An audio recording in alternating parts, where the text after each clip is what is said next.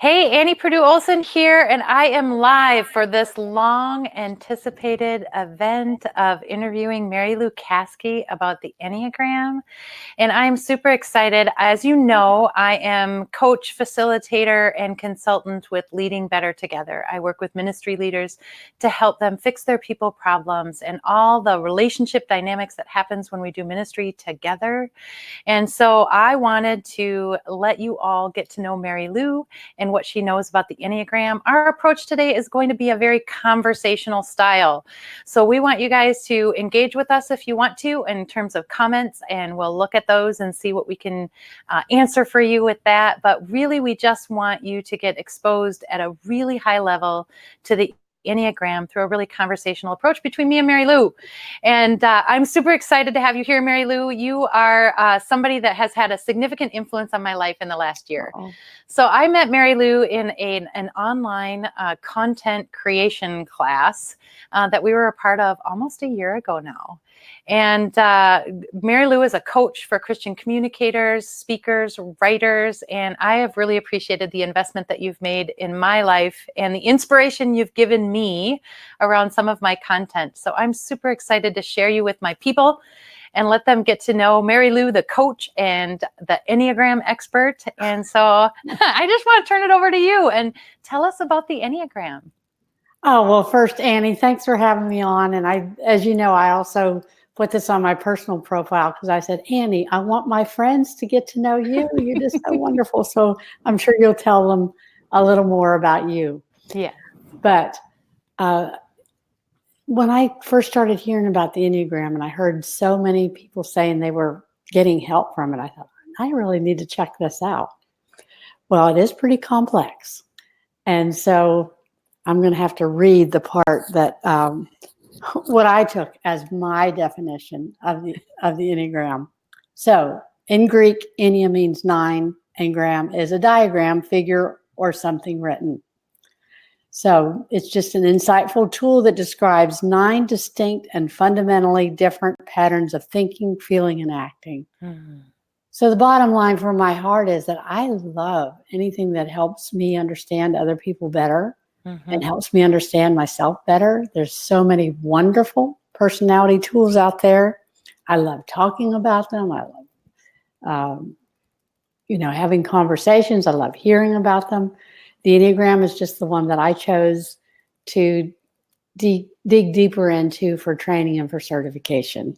So it has a lot of fun parts, but I know today we're only going to take one little part of it. And that's how I like to do things, is let's just look at one little piece. Yeah, I'm pretty new to the Enneagram myself. So as you know, I'm certified in Myers-Briggs and have been for 17 years. And so that a lot of my work focuses on Myers-Briggs with a little dabbling into Clifton Strengths. And so I have, like you, heard about the Enneagram, but then not really dive into it very much. And over the last couple of months, as I've been learning more about it, it is a very, very, very complex way of thinking about how we behave and what we do and the way we feel. So yes, we're not going to tackle all of that today.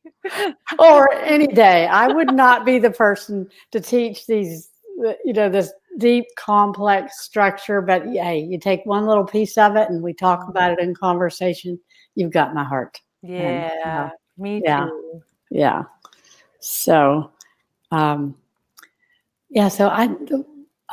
I contacted Annie, friends. I contacted Annie when she asked me to do this. And I said, can we just make this a conversation rather than you feeling like I'm the only one that talks? And she was willing to talk about her core motivations. Yeah. And we're going to do that in a very conversational style. So just think, friends, as you're listening, we'd love to have you comment.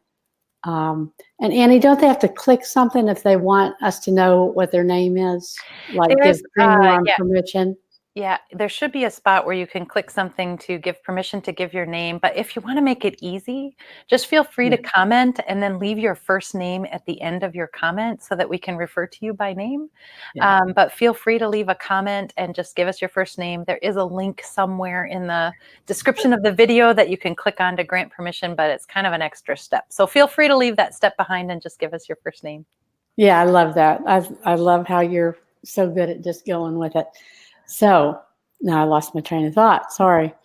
Core But motivation. core motivations. Just think, friends, if you really understood the people that you love and what truly motivated them at their very core, and if they understood that about you, how that could change and improve so many things. And that's one of the pieces of the Enneagram that I just so love. It really goes into what's really behind our motivations. Yeah. So, I think that's one of the things that surprised me as I've been learning about this, or maybe it created an aha moment for me, is that our behaviors might look the same. Like I might be doing the same thing as a mhm. coworker, and getting the same results, but we're Yes. motivated to do it in a totally different way. Yes. Yes. I've loved that too, and we just so many times just look at the behaviors and we don't know what's behind it and just understanding people. So what I asked Annie to do, and she said she would do this live on Facebook. she, Good for her. But she just would bring a challenge and we would talk about it and we'd get to some of those core motivations through the discussion. So, Mhm. Annie, what challenge do you want to bring to us today? I think one of my big challenges that keeps surfacing back up over and over and over again is time management. I think it's a common challenge for leaders in ministry. I work with a lot of executive Mhm. directors, associate directors, pastors, associate pastors, and there's always so much to do and so many needs to meet. And then to try and do that all on a schedule gets really hard. But specifically for me, what gets really hard is I get like knocked off track. I have a plan, I have goals, but I rarely follow the plan and I rarely do the goals. And I've tried to do different like time blocking strategies and all sorts of different things to get myself on track. But I still find myself most often flying by the seat of my pants, sometimes getting to my goals and sometimes not. If I would love to be more intentional about how I spend my time, especially around those things that derail me, like that knock me off my plan. Okay, so things that knock you off your plan. Now, Annie, I've already said this to you, but you do good at the flying by the seat of your pants. So Yep. that is not to, um, say that that there's parts of your story that you'd really like to be more intentional about. So, is there one specific way that you could get derailed that we could look at today? Yeah, that's a really good question. I think one of the things that knocks me off my plan faster than anything else is people. Mm, And by that I mean is that I'll get a call or someone will come into my office or I will get an email, and then any plan that I have laid out for the day will just get chucked out the window because I care about their needs and I want to meet their needs. And that seems important in the moment. It seems really important in the moment. And oh, maybe if I really want to get honest, I think it gives me a sense of value when people need me and want me to um, do something for them. And so it's easy for me to get knocked off track by people who come to me with a challenge or they are looking for me as an expert and they want to lean into what I know. I will give them the time of day for sure. ooh. And that's so neat because the one of the things that I wanted just to dig into is just looking at what you get out of this. What Yeah. you get out of doing that. Look, you said you feel needed, you feel like you're the expert. Yep. What do you get out of that? What do you get out of Feeling feeling like the expert. and feeling needed? And what do um, you get out of that? I do think it is more than just being needed. I think there is something about people needing my expertise, like Ooh, connecting those two okay. together. Yeah.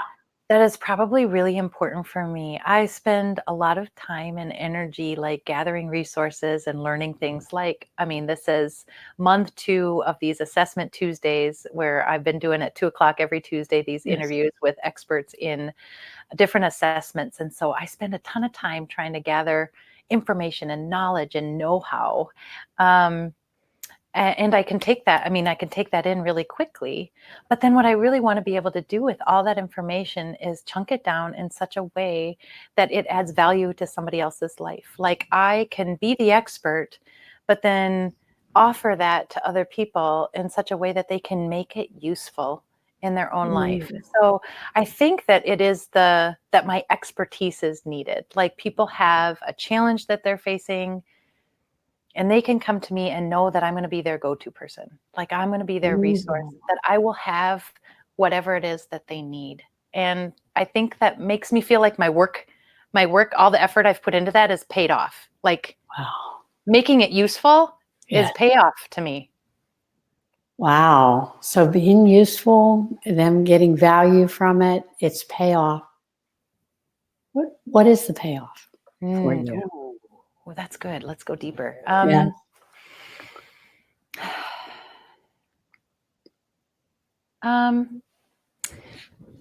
I wonder. Okay, so I'm live on Facebook saying this. I know. Myself. That's what I said. So there's a little bit of caution as I speak, but I think that the payoff is a sense of, one could call it a sense of accomplishment, but really the payoff is that I feel like it's been worthwhile. Like maybe I'm worthwhile. Ooh, do I really want to say that? I do believe that what I do is tied into who I am to some degree. That in the sense of that when I can offer that, it makes me valuable to the world. Because making an impact and making a difference and having meaning and having purpose in the world, it is really a core value for me. It's something that motivates me. It is a core motivation. I think to accomplish that, to do that, I do feel that what I accomplish, what I do represents that value. It does. It does very well. And when you said, and the way you said it, any of you friends who have not used StreamYard yet, when I go to try to look at Annie, it turns my head the other way. It's this mirroring. Yeah. So if you see me going like, that's what's going on. I'm trying to look at Annie, but I have to look away from her to do that. So I'll quit trying. Okay. So when you got to that point when you said, I feel worthwhile. Mm-hmm. Okay, now, would you agree that that's a legitimate need? I think sometimes there's this message from maybe my Christian upbringing that I'm playing with the headphones here just a little bit. You know what? I'm going to actually switch to a different headphones because I'm getting a little bit of an echo. Okay. Yeah, go ahead. Just hang tight with me and then I'll answer that question. Yes. She's not going to go away and get scared and not answer this. Just getting her headset changed. So. All right. How's the echo now? Is it any better? I didn't hear it at all before. So. Okay. Great. So my earphones. It makes it hard, doesn't it? Sorry, it's just a little distracting. It is distracting, isn't it? Yeah. I love that you are more than willing to be conversational about all of this, Mary Lou, and we can be real. Yes. As far as the worthwhile piece, I think that there's a message that I get, especially in Christian circles, that there's a sense of that's not okay to feel like what I do is something that brings me value. My value should come from Christ. And I really do believe that. And I agree with that. My value, my identity comes from Christ. But there is something that nurtures my soul when I am successful at being the expert or accomplishing something that makes a difference in the world. And it feeds my soul and in some ways connects me to Christ. So is it a legitimate need? I think so. Mm-hmm. I think that that's part of the way God wired me to be. Yeah. It's what motivates me. Oh, here it is, Mary Lou. It's what motivates me to reflect Christ in the world and to make meaning is because it not only represents my worth, but Christ's worth in the world. And it makes me feel connected to Christ to do something, to accomplish something that makes a difference in the world. Yeah. Wow. So what if, and I'll see if I get this question right the first time what I'm trying to ask you, but what if you gained great value and it did a lot of good for you to be able to do things worthwhile and do all those things, but that's not where your value came from. Your value came just from being in Christ. Yeah. What about that? What's that? I definitely think that's been my journey in life is really being able to find that place where my identity is in Christ. So I can still reflect the brilliance of Jesus in the world and I can still make a difference. But I do that from a place of identity in Christ. And I think that one of the things that helped me do that is that in my 40s, my husband and I had an unexpected retirement baby come into our lives at age 42.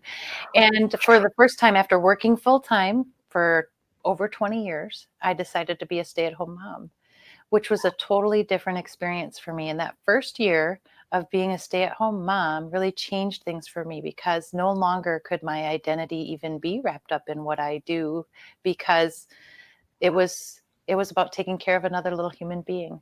And that was what my world was. And so it really changed things for me. And I think that's the journey that Jesus took me on in that moment.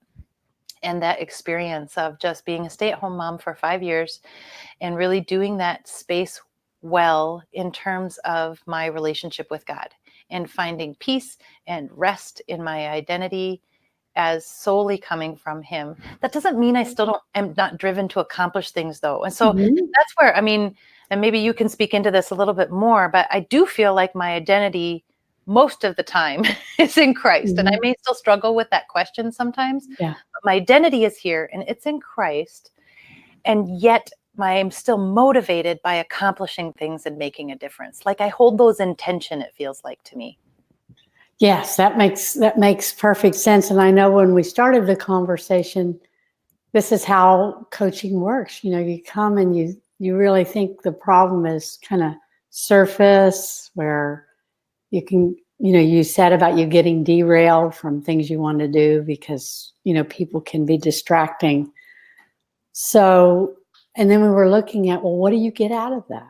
Yeah. And it took you into seeing that you feel valuable, you feel needed, you feel like, you know, being the expert. So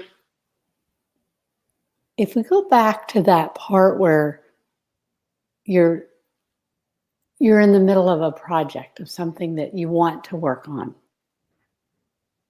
and you're just about to get derailed. You don't know that you're going to get derailed, but somebody's going to have a need, and you don't know what's going to happen. Do you have any idea what thought might pop into your head right before you make the decision to go ahead and get derailed? So in this situation, I'm working on a project toward a goal, and someone comes to me, and before I respond to them, what's the first thought that comes into my head? The last one. Or the last one? Either one. Okay.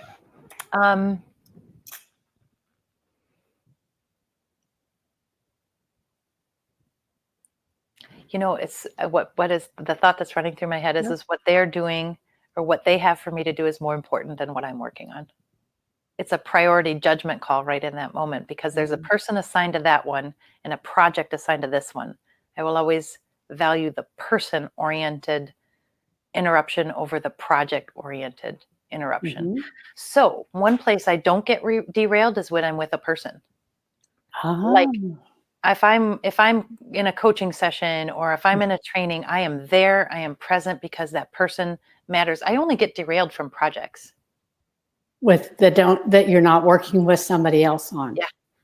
Yeah. Isn't that interesting? So that was my first thing is like I make a value judgment right off the bat that says a person that needs me is more important than a project that needs me. Okay, but that is a value for you. And so, but you also did come with this challenge of not wanting to be let's say a little more intentional. Yes. Because you don't want to leave people out for sure. Right. That would never fit your values, and you wouldn't like that. But if you're to be a little more intentional of just not getting as derailed, looking at, and you might not even know the answer to it today, or you might not want to say it on Facebook, looking at two things. One is what you get out of choosing to derail a project that could use some focus in the moment. Mm-hmm. And then the other thing you could look at is, sorry, this is just a little distracting for me to do this on Facebook too. I know. In fact, it's, yeah. But anyway, looking at what, and then the other part is to look at what you lose. Especially since you value people and you're doing this for people. Yeah. What you're going to lose by making it just a way of life to put things down, as far as not occasionally being intentional about staying on the project. Yeah. You know, one of the things that came to my mind, even as you were just formulating that question, was that my projects are always tied to people too. Yes. Like there's a person on the other end of that project that will benefit from that project, whatever it is. If I'm writing a course or if I'm developing a training, there's a person on the other end of that project. And I think that the person that's in front of me is a little easier to see than the person behind the project. But I think that I can and have been able to link the project to a person. So when I started doing Facebook Live videos way back a couple of months ago, I don't know, 6-8 months ago or whatever, when I started doing that, video is not the most comfortable place for me to be because I'm used to having people present with me when I interact. And so I'm used to feeding off of that energy that's there, and I'm used to interacting with others. Well, you're only interacting with a screen. And so it doesn't feel like there's people on the other end of it, but there is. And so I think I need to see my trainings and my projects in the same way, in that there are people on the other ends of it, and start linking those two together. Like people in the present moment are derailing me because I don't see that people are on the other end of the project. So how do I align those two things? I mean, even just saying it out loud makes a difference. Just saying that out loud is like, of course, there are people on the other end of my projects. Why wouldn't I value them? Yes. Yes. And there could even be some people. Is there anybody making any comments? Because I'm not logged into Facebook now. Yeah, I'm not, usually they're supposed to come up here on StreamYard, but that's a really good thought. I'm going to just take a peek on Facebook here. I should, while you do that, I should, because they could be commenting on mine. Yes. I don't see any comments currently coming up, but feel free to comment on Facebook right in the comments of this live stream video. If you have comments or questions about anything that we're talking about, I think if it's just in the comment section of the live stream video, it'll show right up here on our StreamYard scroll here. So feel free to do that at any time. Okay, good. Yes. So talk about distracting. Let's see. Talk about distractions. Okay. I'm going to log off. We are, we can be very much like that. And that would be one example, Annie, is that I want to be very present for you here. So for me and my personality, I knew that I needed to turn Facebook off, even though I knew we were on Facebook. Yep. So I'm sure if you go back, and typically when you're saying something really powerful that would be helpful for you to remember, I can write it down when I'm not on the screen and I can't read. You said some really powerful things that would, I'm sure, really help you. So going back through this. And great, I have this video recording Yes. where I can go back and learn from my own coaching session here with you, Mary Lou. Yes. And then, your friends and my friends will watch that too, and they'll remind you, hey, Annie, are you getting derailed behind here? your project today? Yeah, it's the people behind your project. Yeah. And so one of the things that we talked about too with the Enneagram and the core motivations, let's see how any of this resonates with you. Yeah. You've shared with me, you're okay about sharing your number? That's how Enneagram works, is by numbers. Yeah, if you want to go ahead and share about that, and then I'll... I am an Enneagram type 3, and if you want to get technical, with a 4 wing. Yes. Wonderful. And I'm an Enneagram 7 with 8, but we're going to be talking mostly about Annie here. So let's see here. I have it written down. Your Enneagram 3, the core motivations. Okay, now look at this. Mm-hmm. Having a high status and respect. Yeah. Being admired, successful, and valuable. Yeah. So how does that resonate with Annie, the Enneagram 3? I see all of that in what we just talked about. I do. High regard and respect has to do with my expertise and knowing my stuff. And, being valued has to do with that sense of worth of being able to make a difference in the world. So those things definitely connect to me. Yeah. And what do you think it would do for you if people that you cared about understood that about you?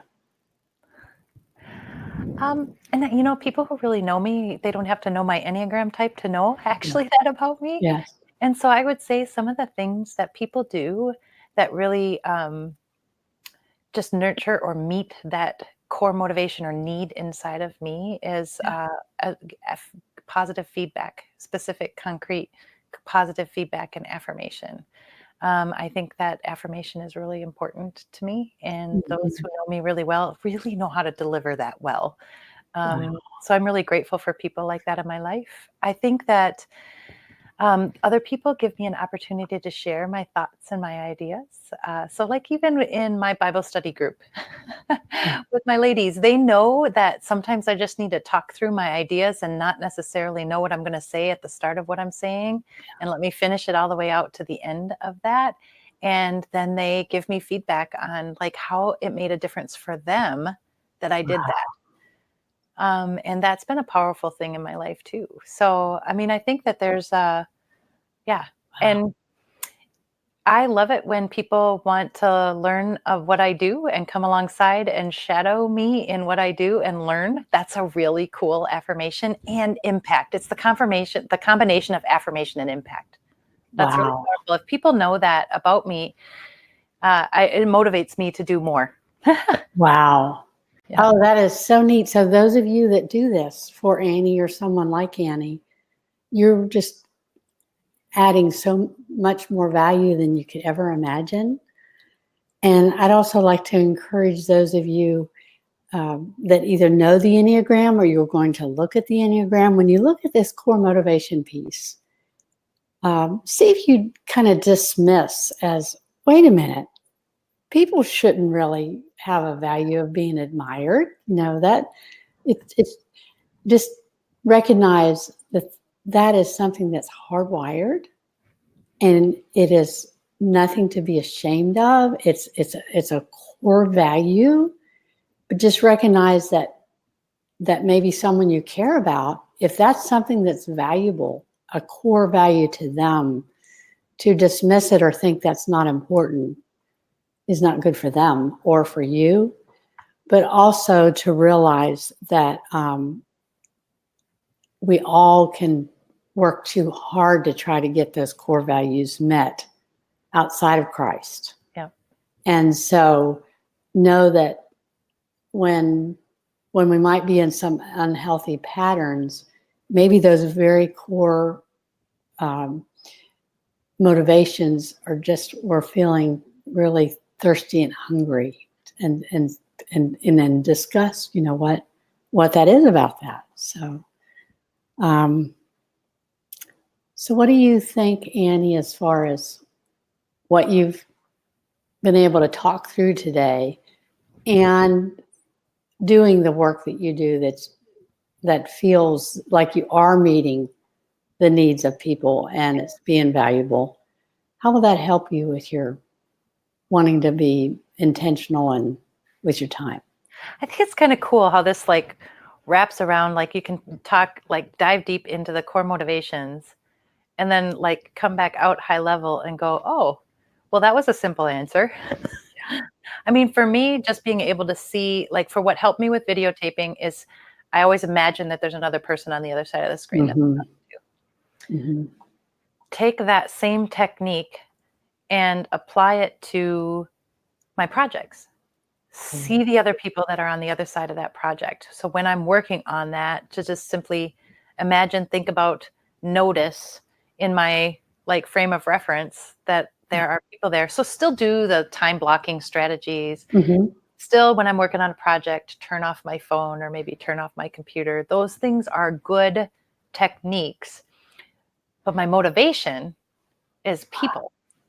And so Wow. if I were to see people on the other side of that project, I would be less derailed by the person of the present moment because I would assign equal value to both.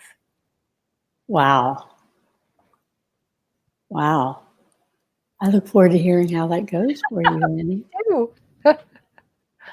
Me too. And I know we're going to talk just this one little piece about why one of the reasons I almost didn't even look at the Enneagram. You want us to go into that now, or let's just take a few minutes and talk long. about that and wrap it up. But I think that would be really good to talk about that because you and I have talked about even my struggle with the Enneagram and why it's been a challenge for me to dive in as deeply. So I'd love for you to share about that. Well, thank you. And so for me, logistically, just like Annie said, it's very complex, and it didn't really fit me. But the part that was kind of I don't know if I'd use the word red flag, but just a turnoff to me. I heard so many people were being helped by it, but some of the terms just felt real shaming to me in the Enneagram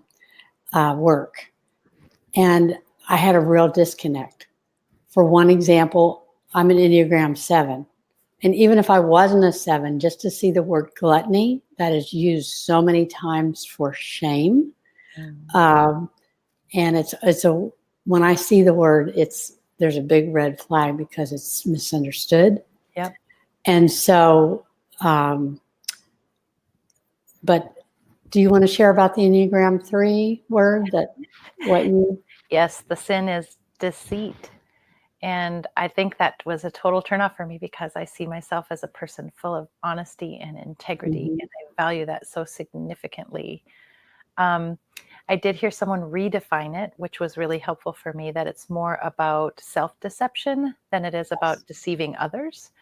But I also have a trouble with that one because I feel like I've really done the hard work of feeling like I'm pretty authentic and that I know myself inside and out, and I don't deceive myself much. But when you and I were talking about time management, this is one of the things that maybe would fit that, in the sense that I always think I can accomplish more than what I actually can.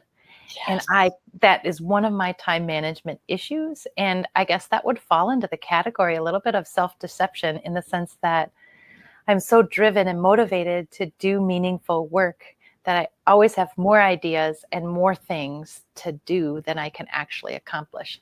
Now, being aware of that trap changes things for me, I think, but still that word deceit was really hard for me to hear because it felt so untrue about me.